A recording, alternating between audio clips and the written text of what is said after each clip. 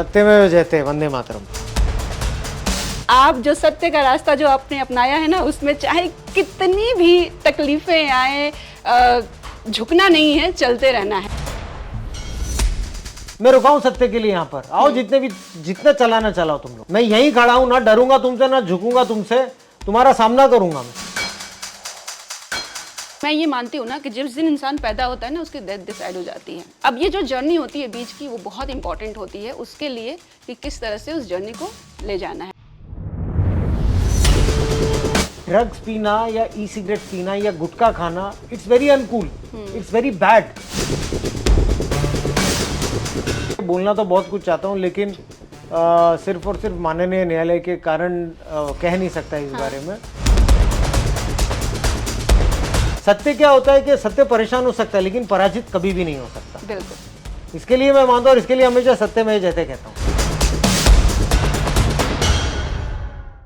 नमस्कार, वंदे मातरम। मैं हूँ समीर वानखेड़े।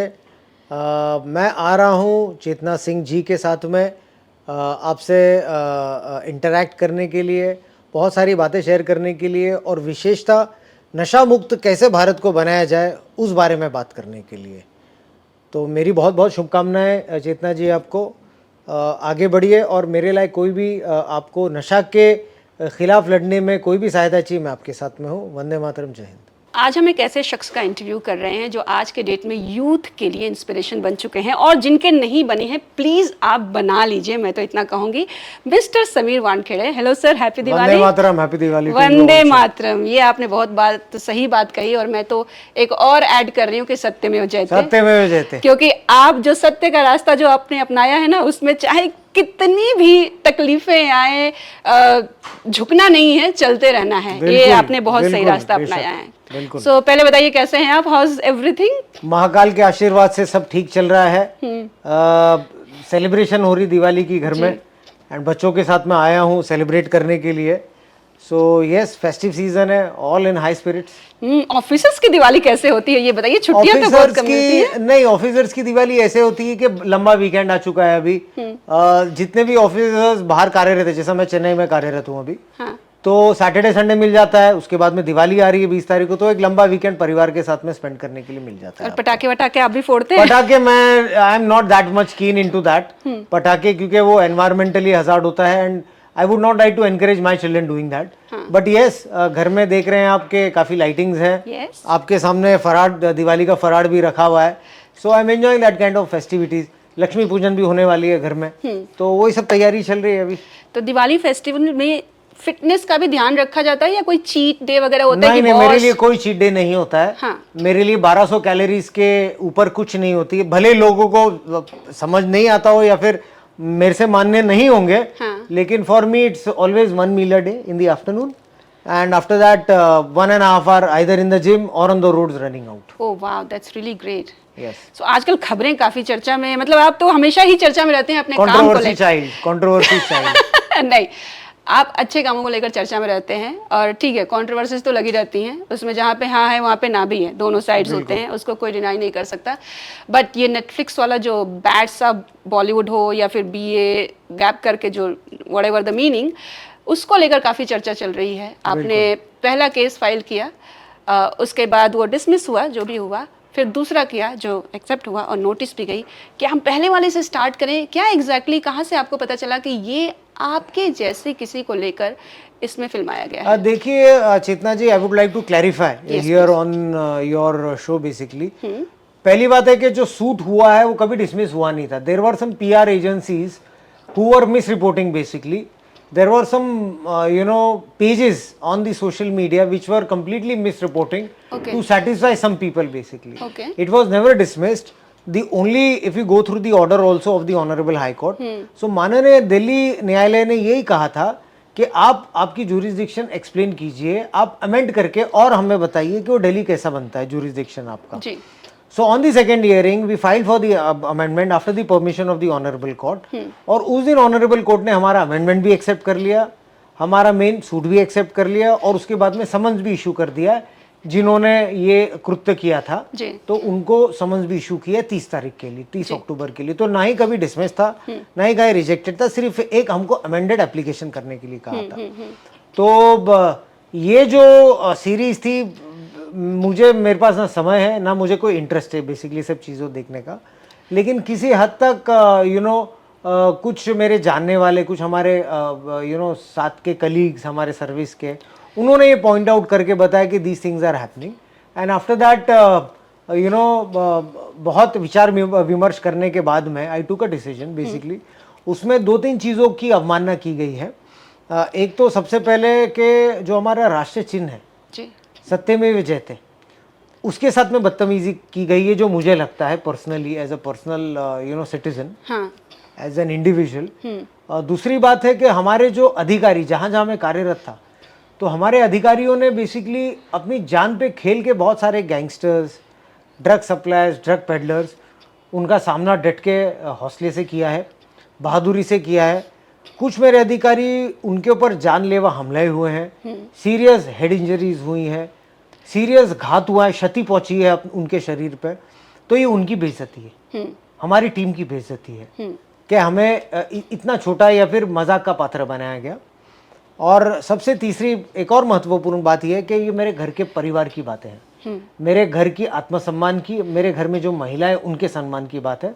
क्योंकि ऐसी गंदी सीरीज के बाद में बहुत सारे अपशब्द, उल्टे सीधे प्रकार के मैसेजेस, धमकियों भरे मैसेजेस बांग्लादेश से, यूएई से, पाकिस्तान जैसी देशों से महिलाओं को, हमारे घर के, मेरी सिस्टर को, मेरी वाइफ को आने लगे जी तो ये एक आत्मसम्मान की बात है और लड़ाई है जो हम लोगों ने माननीय न्यायालय के सामने प्रस्तुत किया है। जी तो पूर्ण विश्वास है सुनवाई होगी, पूर्ण विश्वास है कि न्याय मिलेगा।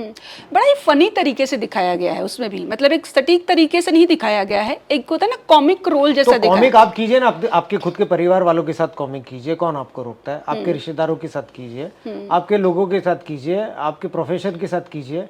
आप यहाँ पर क्यों छेड़छाड़ कर रहे हो? आप लोगों के आत्मसम्मान के साथ में और आप अधिकारियों के साथ में, आप उनकी फैमिली के साथ में क्यों छेड़छाड़ कर रहे हो? अपने परिवार के साथ करो ना।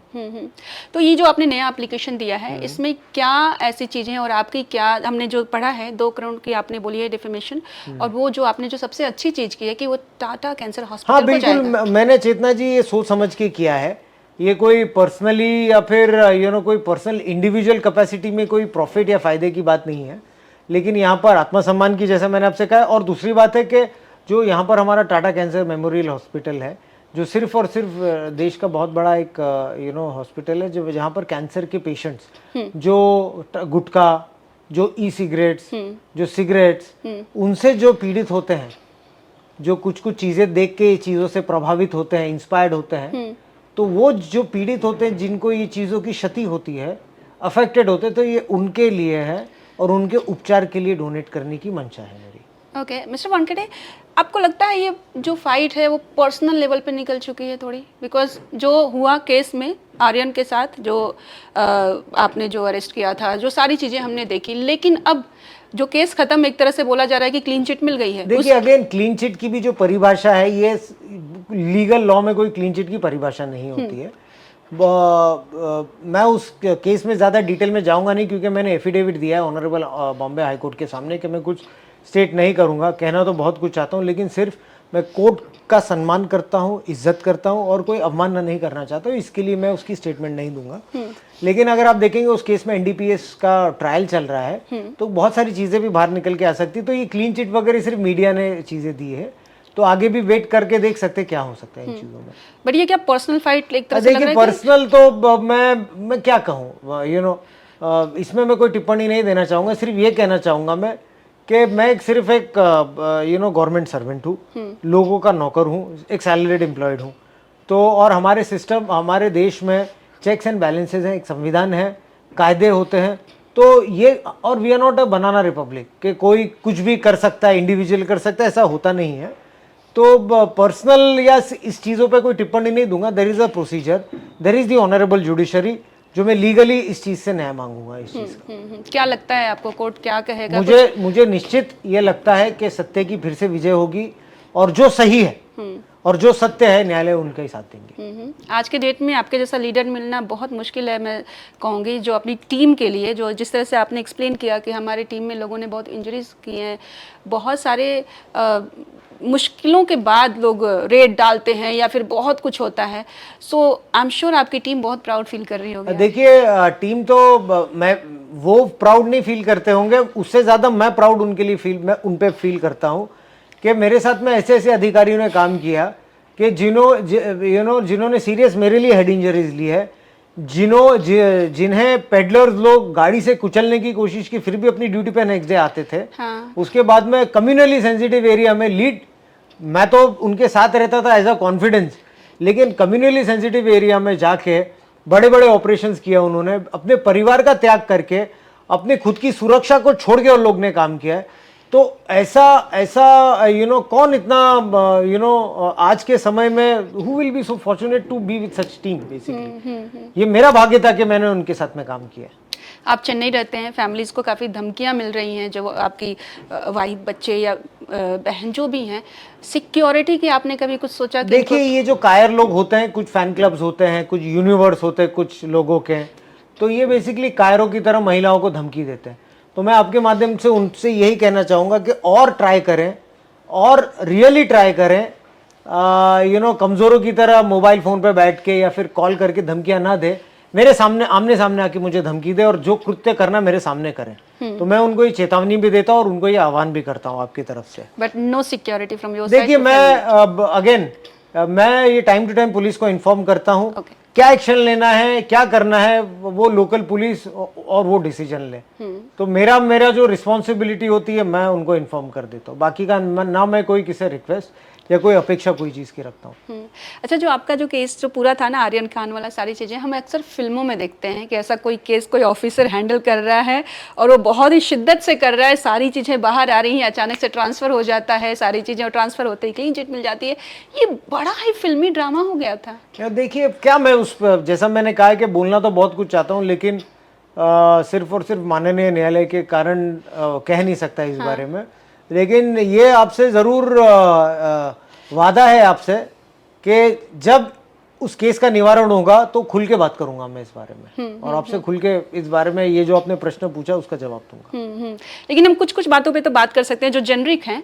आपके ऊपर बड़े आरोप लग गए थे कि आपने सबूतों के साथ छेड़छाड़ कर दिया, चैट्स लीक कर दिए, 25 करोड़ की आपने डिमांड कर दी थी। देखिए मैं 2-3 चीज़ें बोलना चाहूँगा आपको कि जब आप कीचड़ में हाथ डालते हैं तो छींटे उड़ते हैं ना। सफाई, गंद साफ करते हैं, आप समाज का गंद को साफ करते हैं, उनके ऊपर कार्रवाई करते हैं जो गंदे लोग होते हैं, तो छींटे आप पे ज़रूर उड़ेंगे। दूसरी बात है कि जो रिपोर्ट्स थी जी, आप शायद जानते होंगे, नहीं जानते होंगे, मुझे उसका ज्ञात नहीं है, लेकिन जो रिपोर्ट्स जिन्होंने हमारे इन्वेस्टिगेशंस पे लूप होल्स किए थे, those reports have been lawfully set aside. Basically those have been held legally unlawful and untenable by the honourable Delhi high court. जी, उन्हें खारिज कर दी गई है, कैट से भी और दिल्ली हाई कोर्ट से भी। तो क्या रहा फिर?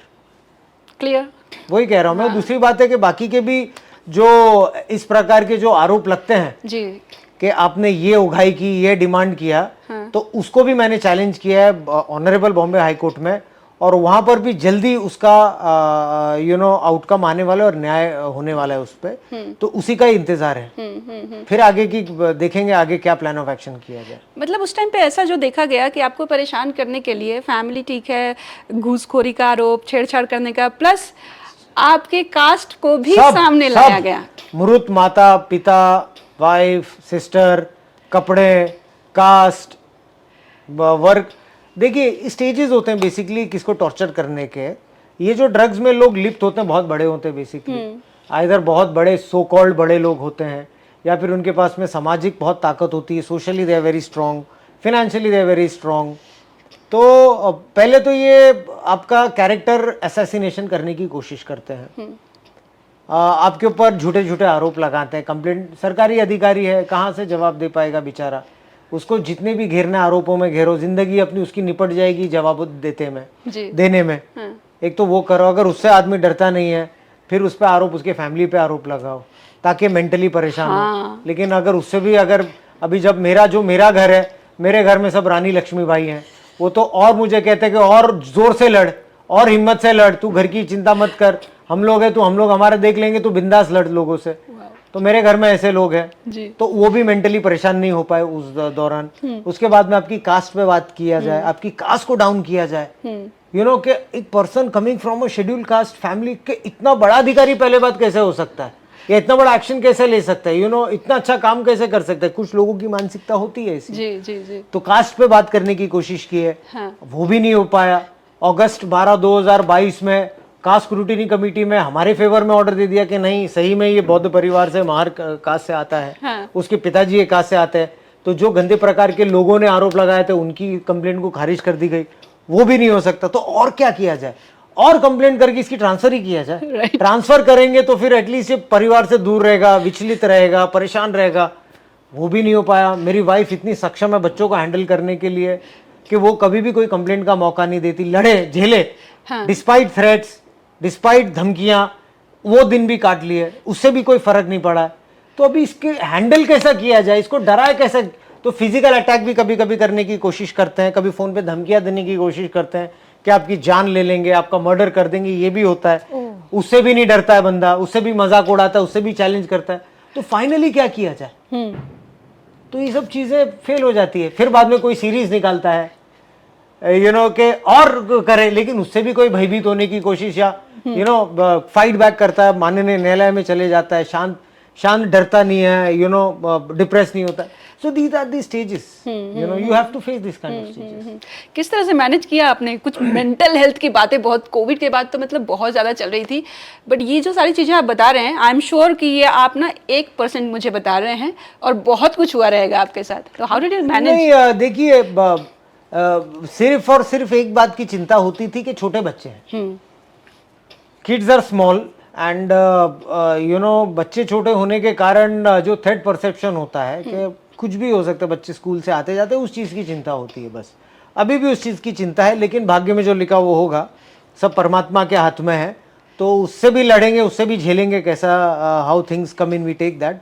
बाकी का मुझे लगता नहीं है कि कोई चीज़ कभी आत्मसम्मान पे ठेस पहुंचती तो हम न्यायालय का यू नो रुक हेल्प मांगते हैं, हम पिटीशन फाइल करते जब भी आत्मसम्मान को ठेस लगे। लेकिन उसके अलावा मुझे लगता नहीं कि कोई भयभीत होने के कारण है या फिर कोई इन सब चीज़ों से स्ट्रेस लेने की बात है। ये चैलेंजिंग है, मैं तो उनको बोलता हूँ और 10 आ जाओ ऐसे। आई थिंक कभी आपने एक बार, अगर मैं गलत नहीं हूँ तो आपने बोला था कि देशभक्त होने का मुझे नुकसान हो रहा है, पनिशमेंट मिल रही है। वो एक समय में मैंने कहा था कि जब कुछ एक्शन हुआ था 2023 में, हाँ। तो उस दौरान मेरे ख्याल से, मुझे याद नहीं है, तो यही कहा है कि this is the price for honesty basically. हाँ। लेकिन उसको हंस खेल के झेलेंगे। हाँ। देखिए हमारे जो आदर्श है लाइफ में, आज के टाइम पे हमारे जो हीरोज हैं, जी।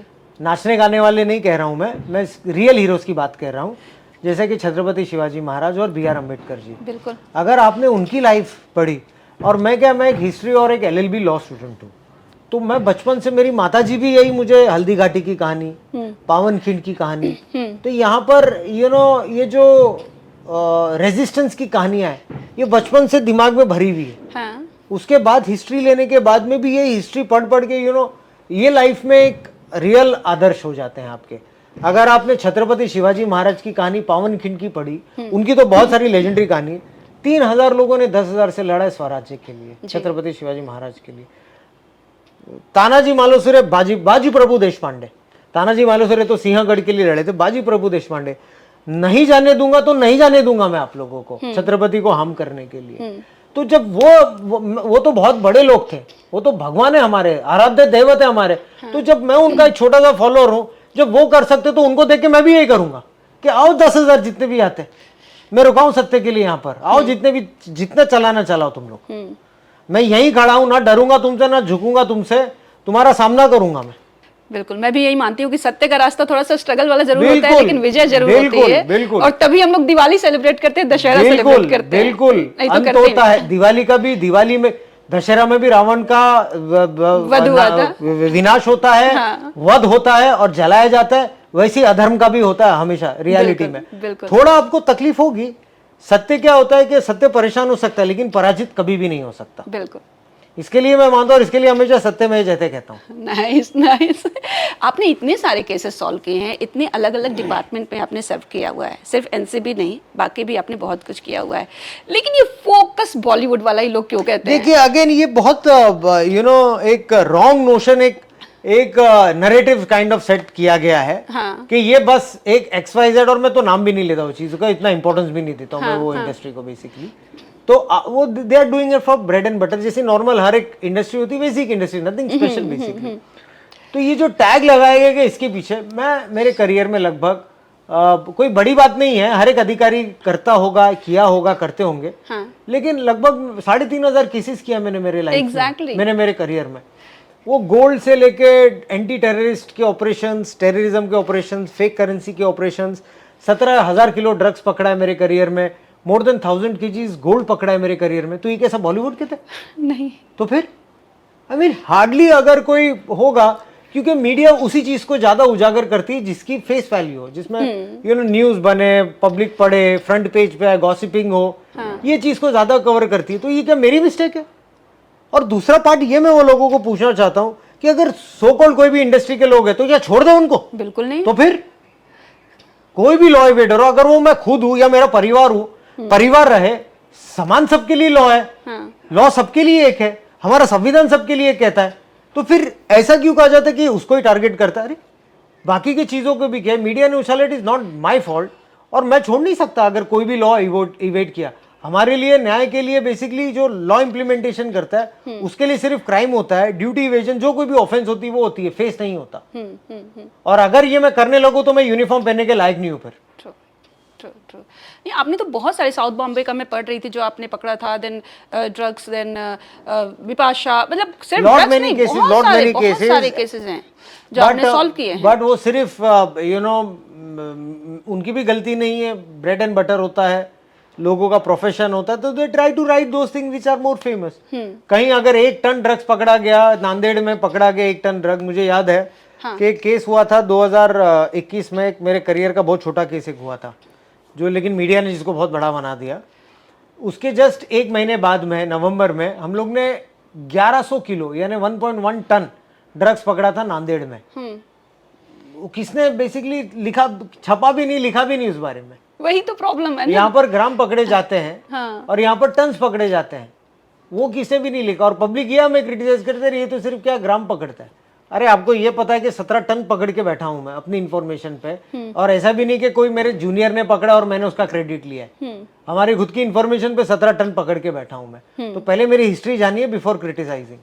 एग्जैक्टली क्योंकि मैं जो आपके ऊपर रिसर्च भी कर रही थी तो हाइलाइट्स में क्या था, बिपाशा बसु, मीका सिंह, आर्यन, यही है। आई डोंट, आई मीन, और मैं चीजों को सीरियसली भी नहीं लेता, ना इंपॉर्टेंस देता हूँ। हाँ। इस चीज में कुछ ऐसी चीज करूं जिससे राष्ट्र को कोई डेवलपमेंट हो, कोई नॉलेज एनरिच हो, किसका कोई नशा मुक्त सेशन ले लूं, rather than wasting time in reading those things.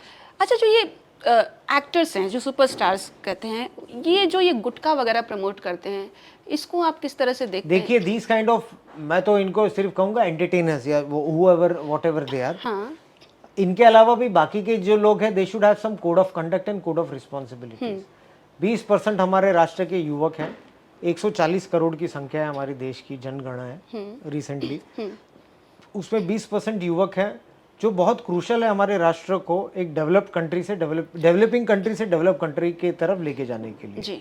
हमारा राष्ट्र, अगर आप जीडीपी देखेंगे, पर कैपिटा इनकम देखेंगे, इकोनॉमी देखेंगे, बहुत बड़ी इकोनॉमी और बहुत फास्ट जा रहा है डेवलप कंट्री की तरफ।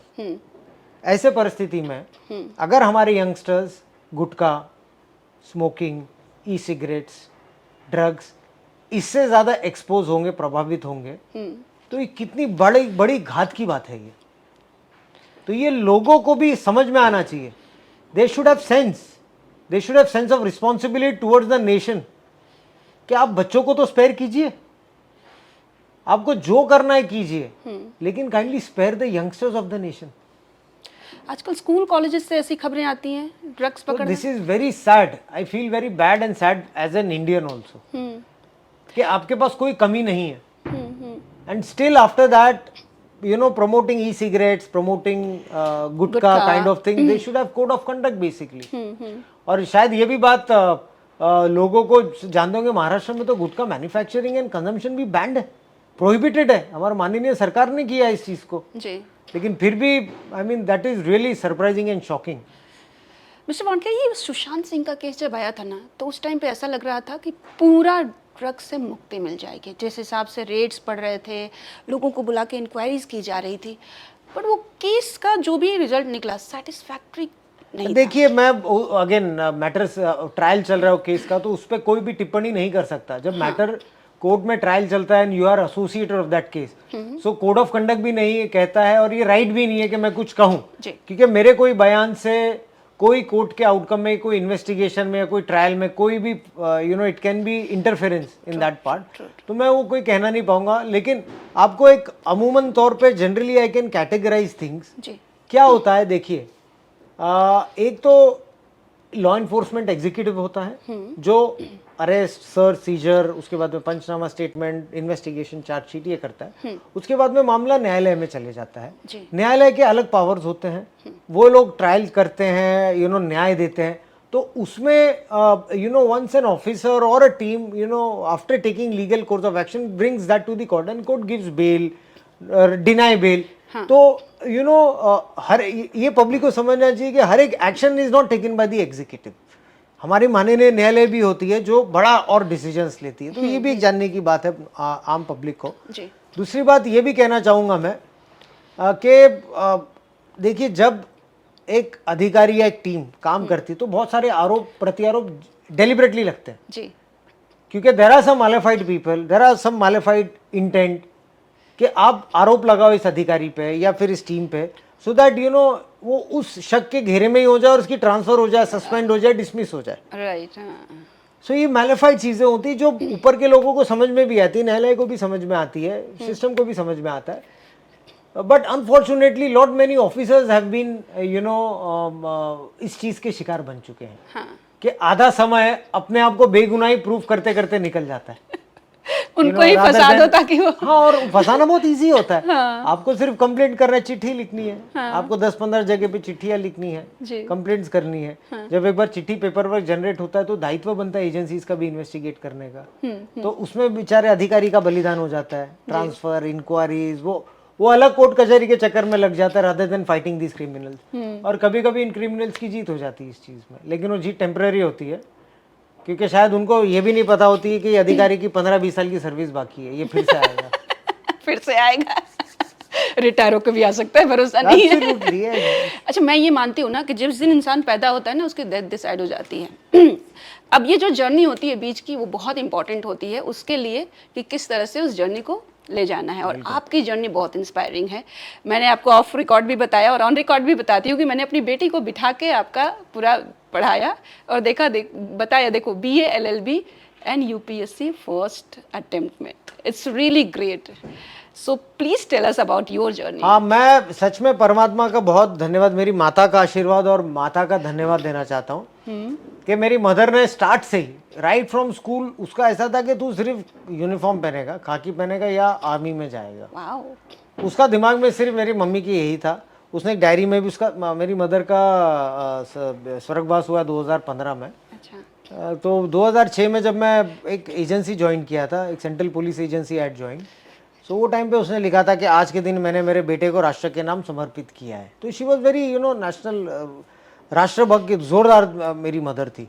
सो उस दौरान फिर यही इंस्पिरेशन देने के बाद में पढ़ाई पहले से 12th स्टैंडर्ड से स्टार्ट कर लिया था, newspaper reading, general knowledge and all those things. काफ़ी सीरियस स्टूडेंट था। हाँ। फिर बाद में ग्रेजुएशन किया, फर्स्ट क्लास मिला ग्रेजुएशन में भी, फिर लॉ में डिग्री लिया, डिग्री में भी यूनिवर्सिटी में ऑल यूनिवर्सिटी 7th रैंक लिया। सो इट वाज काफ़ी पढ़ाकू स्टूडेंट था मैं। एंड जब सिविल सर्विसेज दिया तो it was kind of a challenge. मेरा एक कलीग थे, जो हम लोग एंटी नक्सलाइट विंग में थे बेसिकली, आंध्र प्रदेश में एक जगह है, अभी तेलंगाना में है वो जगह, तो निजामाबाद कहते हैं, तो वहाँ पर पोस्टेड था। तो जस्ट जोक से, अरे वो फर्स्ट अटेम्प्ट में तेरा नहीं होने वाला है। अच्छा। तो I took it as a challenge basically, ना UPSC ना करके दिखाऊंगा फर्स्ट अटेम्प्ट में। And to be very frank, prelims exam जब दिया तो पुरानी जो ग्रेजुएशन में लॉ में जो नॉलेज थी और जो न्यूज़पेपर नॉलेज थी, जनरल नॉलेज थी, वही पढ़ के दिया था, ज़्यादा कुछ मेहनत नहीं की थी प्रीलिम्स में।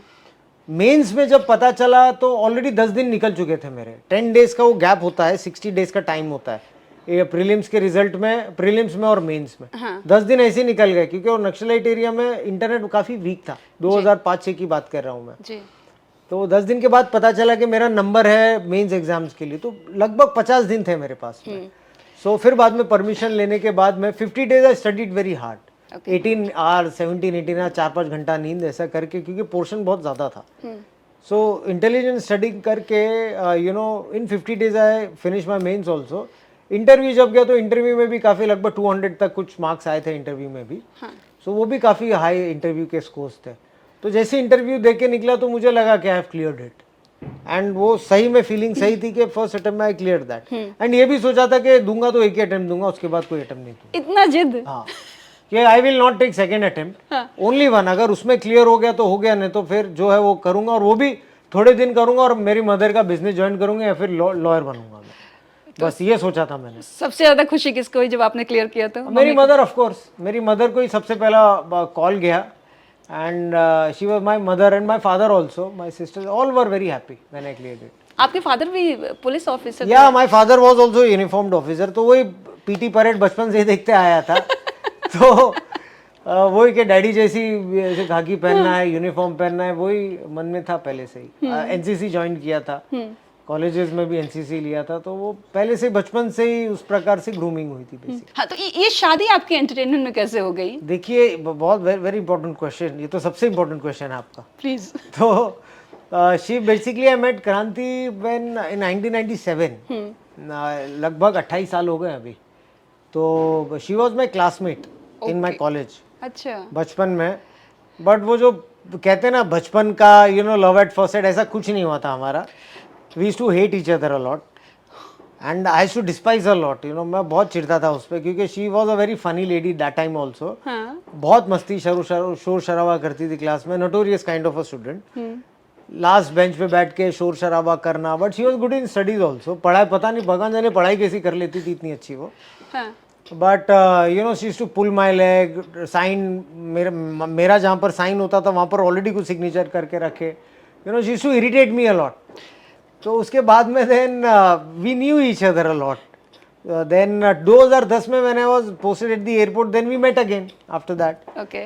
देन ऑलरेडी मैं सिविल सर्विसेज में था, and she was doing good in Marathi industry basically as a creative person, as acting also. तो फिर then again you no we met, and after that we got married. अगर inspiration की बात करी जाए तो आज के यूथ के लिए आप क्या संदेश देना चाहेंगे? देखिए, यूथ को तो मैं यू नो 2 इम्पोर्टेंट संदेश ये देना चाहूँगा कि सबसे पहले से no to drugs and yes to life. कि हमारा शरीर क्या है, बहुत पावन होता है, एक मंदिर की तरह होता है। अगर आप एक मोबाइल फ़ोन भी खरीदते हैं तो मोबाइल फ़ोन पे स्क्रैच गार्ड लगाते हैं, कवर लगाते हैं, गाड़ी पे स्क्रैच गार्ड लगाते हैं। ये तो हमारा शरीर है, एक बार ख़राब हो गया तो फिर you can't revive it basically. तो हम हमारे शरीर को ऐसी गंदी प्रकार की, जैसे कि ई सिगरेट्स या फिर ड्रग्स लेके ख़राबा ना करें, उसको मंदिर की तरह पावन रखें। और दूसरी यही बात कहूँगा मैं कि रियल हीरो और रियल हीरो, नायकों में आप डिफरेंस जाने। पहली बात मैं ये देखता हूँ कि लोगों को रियल हीरो ही रियल हीरो समझ में आता है। एक नशा मुक्ति का सेशन मैं लेता था, अभी भी ले रहा हूँ। 1 महीने लगभग हो गए, थाने की एक स्कूल में गया मैं जी। तो वहाँ पर 3 श्रेणी के बच्चे थे, primary, secondary and junior college. Okay. तो प्राइमरी के बच्चों को मैंने पूछा तो उन्होंने कहा सर बेचारे बच्चों को क्या पता। तो एक ने कहा कि मेरा हीरो, तो मैंने बोला बेटा आपके हीरो कौन है? तो उन्होंने कहा एक XYZ खान का नाम लिया। ओके। तो छोटे बच्चे हैं, not expecting more. Then secondary के बच्चे को पूछा, उसने भी कोई एंटरटेनर का नाम लिया। जब 12th स्टैंडर्ड के बच्चे को मैंने पूछा, I was shocked, he named मेरा hero is Pushpa. Pushpa the lady? I don't know, I mean Pushpa एक एक्टर या एक पुष्पा फिल्म है। Is a show. So I was shocked. तो आई आस्क्ड द टीचर, वो भी लाइन में वहाँ पर खड़े ओके, थे। द मूवी या दे वर स्टैंडिंग। तो मैंने टीचर्स को ये पूछा कि मैडम आपने कभी सूर्य सेन का नाम सुना है? कभी आपने प्रीति लता वड्डेदार का नाम सुना है? कभी बटुकेश्वर दत्त का नाम सुना है? कभी राजगुरु का नाम सुना है? कभी आपने राम प्रसाद बिस्मिल, कैप्टन विक्रम बत्रा, अनुज नैयर का नाम सुना है? आई टोल्ड देम कि आपको शर्म आनी चाहिए, you should be ashamed of yourself. कि बच्चों को यहाँ पर एंटरटेनर्स के नाम मालूम है, जो रियल फ्रीडम फाइटर्स हैं, जिन्होंने राष्ट्र के लिए जान दी है, आप उनका नाम नहीं जानते। ये रियल हीरोज हैं। तो अब 10 मिनट एटलीस्ट बच्चों को ही पढ़ाए, तभी बच्चे स्ट्रांग होंगे और एक राष्ट्र स्ट्रांग होगा, एक भक्कम राष्ट्र होगा हमारा। नहीं तो मुझे नहीं चाहिए कि मेरे बच्चे, हमारे राष्ट्र के बच्चे ऐसे कमज़ोर हो, नाचने गाने वाले हों, ड्रग कंज्यूमर्स हों, या फिर शराब या फिर ई सिगरेट्स पीने वाले हों। मुझे मेरा योद्धा राष्ट्र चाहिए जो हर चीज़ का मुकाबला करे, निजी जीवन में भी मुकाबला करे और शत्रु राष्ट्र से भी मुकाबला करे। तो ऐसा स्ट्रॉन्ग नेशन चाहिए हमको। तो ये बच्चों को एक मैसेज है मेरी, मुझे देना है। बिल्कुल। एंड आई थिंक फैशन बनता जा रहा है। वो कंपनी जो होती है ना कि अरे वो सिगरेट नहीं पीता तो बहुत ही ये पीर प्रेशर है, that is a very bad thing. वो ग्रुप में एक्सेप्टेंस होने के लिए, हाँ, हर्ड मेंटालिटी जिसे, कैटन मेंटालिटी जिसे कहते हैं, कि आपको वो ग्रुप में शामिल होना है। हाँ, तो वो ग्रुप में जाने के लिए आपको उसके जैसा बिहेव करना पड़ता है कि अगर मैंने उसके जैसा ड्रग नहीं पिया, अगर मैंने उसके जैसा ई सिगरेट नहीं पिया, तो मुझे अनकूल कहेंगे। I want to be cool, जी, तो मेरे को उसके जैसा फॉलो करना है। या फिर मुझे ये लोग अंकल आंटी बोलेंगे, अरे वो तो अंकल है, मामा है, these kind of words are there. Old schools. So तो you need to shun that. Drugs पीना या ई सिगरेट्स पीना या गुटखा खाना, it's very uncool, it's very bad, period.